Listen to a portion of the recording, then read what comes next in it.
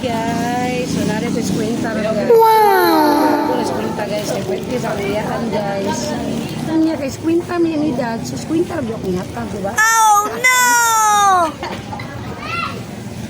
Ako din yung hatag niya guys. Oh, 50. Happy birthday. So, mo rin akong gift sa akong auntie guys. Wow! Kaya lang simple guys. Basta kinasing-kasing. Wow! Happy birthday, Auntie Sonia. Ito na yung suit, guys.